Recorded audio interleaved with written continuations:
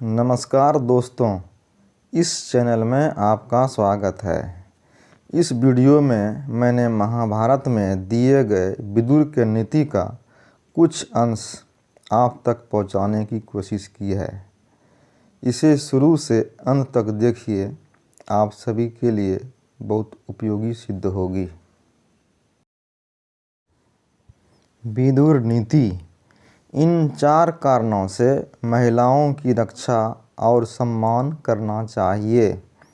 धृतराष्ट्र के मंत्री विदुर ने अपनी नीतियों में कई तरह कल्याणकारी बातें बताई है।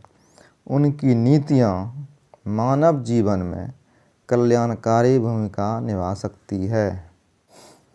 इसी क्रम में महिलाओं से जुड़ी कुछ खास बातों के बारे में भी विदुर ने अपनी नीतियों में बताया है।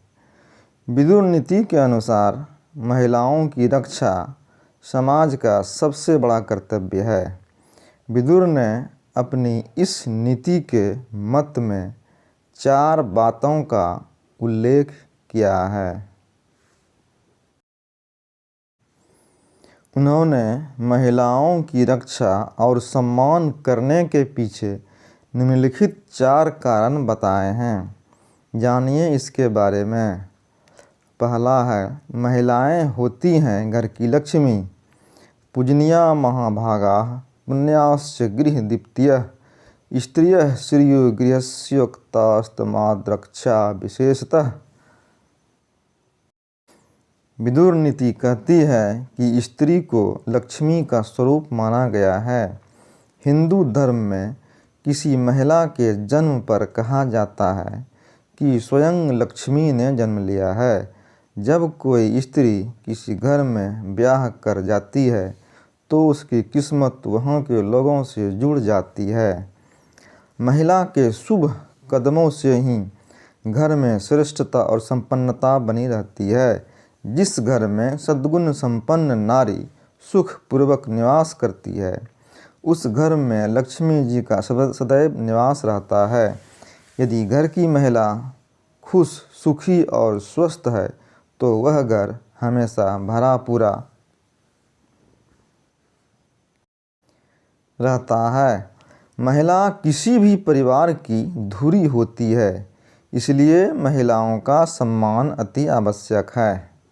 नंबर 2, महिलाएं होती हैं सौभाग्यशाली। विदुर नीति कहती है घर का भाग्य महिला से जुड़ा होता है। स्त्री घर में उजाला बनकर आती है। ये कहावत भी हम सुन चुके हैं कि एक सफल पुरुष के पीछे हमेशा एक औरत का हाथ होता है। घर पर सदैव किस्मत मेहरबान रहे, इसके लिए वहाँ की महिला का सदैव सम्मान आदर बना रहना चाहिए। किसी भी घर की सुख समृद्धि में उस परिवार की महिला का खास योगदान होता है। एक सुलक्षणा नारी ससुराल और मातृपक्ष अर्थात मायके दोनों में उचित सामंजस्य बनाकर रखती है। नंबर 3, महिलाएं इसलिए हैं आदर के योग्य।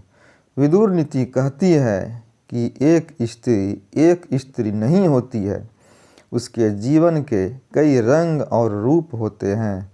वह किसी की बेटी, किसी की माँ, किसी की बहन, किसी की पत्नी, नानी, दादी, कई तरह के रिश्तों का समागम होती है।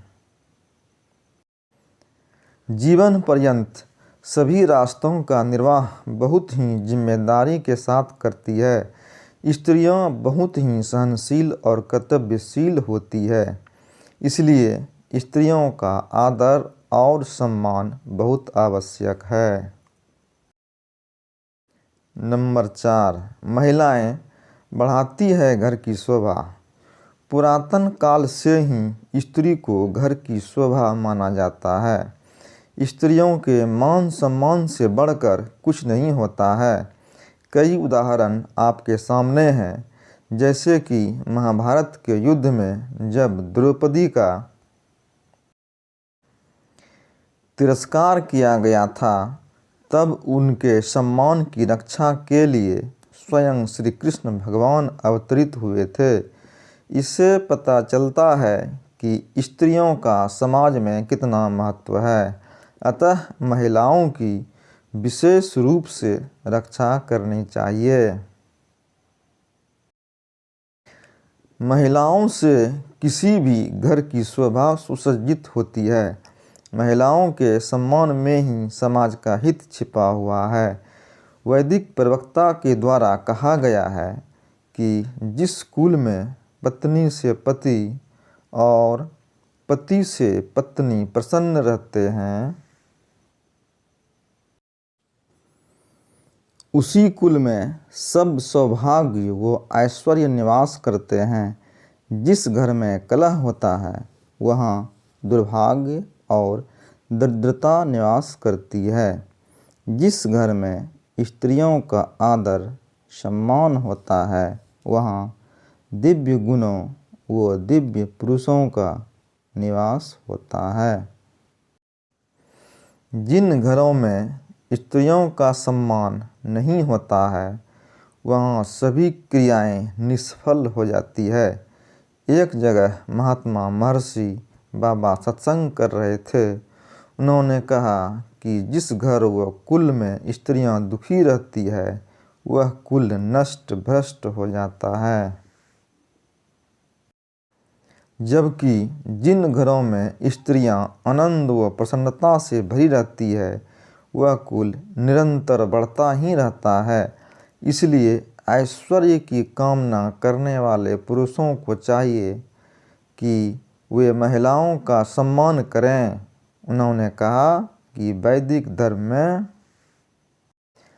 स्त्री को पैर की जूती नहीं, बल्कि सिर की पगड़ी माना जाता है। नारी के इस गौरव व महत्व को मनु महाराज ने भी स्वीकार किया है। उन्होंने कहा कि स्त्री व पुरुष एक दूसरे को प्रीतिपूर्वक नमस्ते करे। स्त्री को चाहिए कि वह सदा खुश रहें तथा घर के सभी कार्यों को चतुराई से संपादित करें, घर की शुद्धि रखें तथा वस्तुओं को यथा योग्य स्थानों पर रखें, व्यय में अत्यंत उदार न हों, गृहस्थ जीवन को सुखी रखें। उन्होंने कहा कि मानव जीवन बार बार नहीं मिलता। परमात्मा ने यदि हमें मानव का जीवन दिया है, तो सुखी जीवन व्यतीत करना चाहिए। सुखी गृहस्थ उसी का है जहाँ नारी का सम्मान है। नारी के तिरस्कार का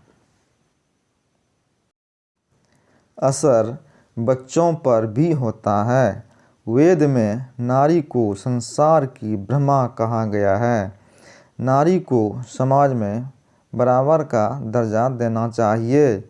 जहाँ नारी का सम्मान होता है, वहाँ देवता निवास करते हैं। दोस्तों, मुझे उम्मीद ही नहीं, पूरा विश्वास है कि यह कहानी आपको अच्छी लगी होगी। यदि अच्छी लगी हो तो लाइक, शेयर और सब्सक्राइब करना ना भूलें। धन्यवाद।